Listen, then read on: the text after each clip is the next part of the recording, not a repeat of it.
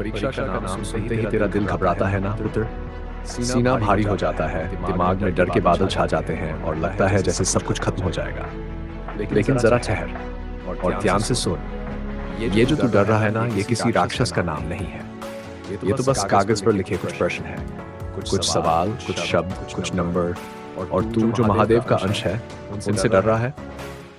पुत्र याद रख, जिसे दुनिया परीक्षा कहती है, उसे महादेव अवसर कहते हैं। तू सोचता है कि अगर फेल हो गया तो क्या होगा, लोग क्या कहेंगे, घर वाले क्या सोचेंगे, दोस्त आगे निकल गए तो।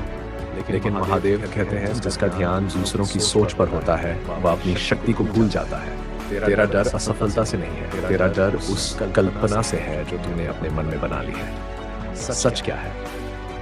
सच यह है कि परीक्षा तेरी काबिलियत नहीं मापती, वह सिर्फ तेरी तैयारी और धैर्य को परखती है। पुत्र, जब समुद्र मंथन हुआ था तो सबसे पहले विष निकला था, अमृत नहीं। अगर देवता उस विष से डर जाते तो क्या उन्हें अमृत मिलता? आज तेरे जीवन का यह समय भी वैसा ही है। पहले डर निकलेगा, पहले तनाव आएगा, पहले बेचैनी होगी, फिर सफलता का अमृत मिलेगा। तू घबरा क्यों रहा है? क्या ये पहली बार है जब जीवन ने तुझे चुनौती दी है? नहीं, तू पहले भी गिरा है, पहले भी टूटा है, पहले भी रोया है, और हर बार उठ खड़ा हुआ है। तो इस कागज से डर क्यों? याद रख पुत्र, किताब का हर पन्ना तेरे खिलाफ नहीं, तेरे पक्ष में गवाही दे रहा है।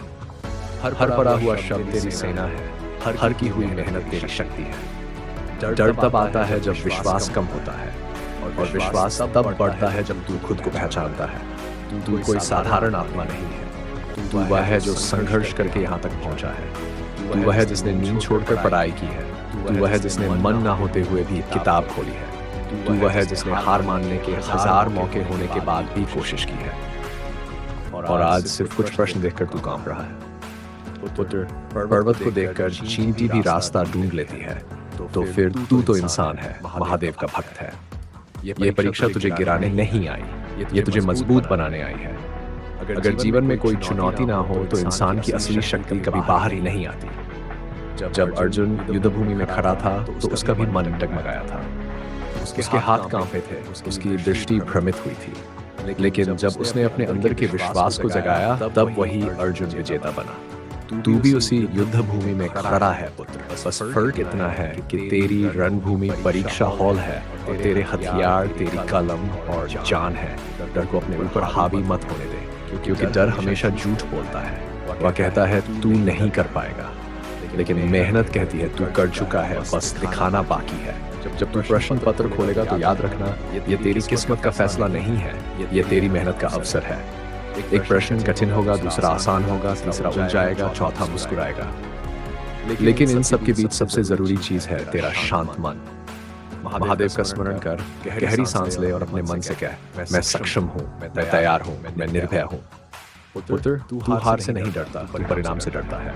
लेकिन याद रख, परिणाम कभी भी इंसान की पूरी कहानी नहीं बताते। जीवन में बड़ी जीतें हमेशा छोटे छोटे डर को हराने से मिलती हैं।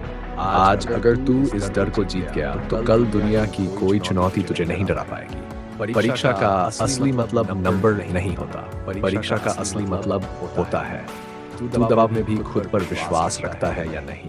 और महादेव कहते हैं जिसने खुद पर विश्वास जीत लिया उसने आधी दुनिया जीत ली। इसलिए उठ, अपने डर को प्रणाम कर, क्योंकि वही तुझे मजबूत बना रहा है। कल जब तू परीक्षा हॉल में बैठेगा तो घबराहट आएगी, दिल तेज धड़केगा, हाथ थोड़े कांपेंगे, लेकिन उसी पल याद करना, मैं महादेव मेरे साथ है। और जब महादेव साथ होते हैं तो भय अपने आप खत्म हो जाता है। ये परीक्षा तेरी सीमा नहीं है, ये तेरी शुरुआत है। ये अंत नहीं, ये आत्मविश्वास का जन्म है।